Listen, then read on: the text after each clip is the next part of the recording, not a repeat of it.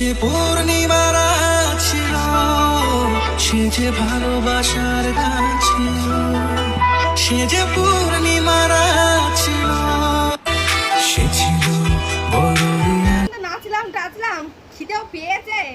ঘরে চা বিস্কুট কিছু নেই, দেখি কার ঘর ভেঙে খাওয়া যায়। হ্যাঁ, ওদের বাড়িতে তো নতুন বিয়ে হয়েছে, নতুন বউ হয়েছে। আজকে না কি বলে না, নেষ্টি নাকি, ওই নেষ্টি ছিল। তার মানে মিষ্টি টিষ্টি আছে, ভালো মন্দ। যাই ওদের বাড়িতে গিয়ে পেট পুজো করে আসি। ঘর তো খোলা আছে। দিদি কি বলছে? ও আমার নামে কি বলছে? যাই তো একটুখানি। এই যে শোনো বৌমা, পাশের পাড়ার রেশমি পাগলি আসলে মোটেও পাত্তা দিবা না। ও খুব চোর, তোমার সব সোনার গহনা চুরি করে নেবে। ও কুকুর।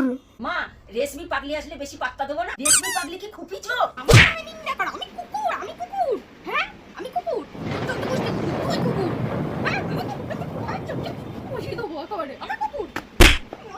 পয়সার জিনিস ফেলাতে দিলে হয় না। এই বৌমা নিয়ে তুই আজকে এত কিছু বললি তো, আমাকে পাগলি বললি তো।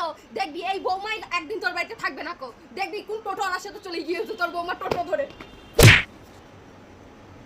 মা, রেশমি পাগলি যদি আমাকে চকলেট দিয়ে ভুলিয়ে ভালিয়ে যদি আমার এই সোনার গহনা নিয়ে চলে যায়, তাহলে কি করবে? ও নিজেই খেতে পারে না, ও আবার তোমাকে চকলেট দেবে। মা, রেশমি পাগলি তো চুরি করে খায়। যদি আমার সব চকলেট চুরি করে নিয়ে যায়, তখন আমার এই সোনার গহনা চকলেট গুলো ছাড়িয়ে নিয়ে আসবো। মা, মারছেন কেন? মা, আমি কি খারাপ কথা বলি? আমি তো চকলেট ছাড়া থাকতে পারি না। ওই রকম বৌমার মুখে ঝেঁটা আমারই দুয়া। ঝেঁটে মুখের মতো বুঝে বন্ধুরা, চকলেট খাওয়া কি অপরাধ? এই শ্বশুর বাড়িতে তোর মতন বৌমা না থাকাই ভালো। নির্বোধ কুতাগার, গহনা দিয়ে চকলেট ছাড়াতে পারে।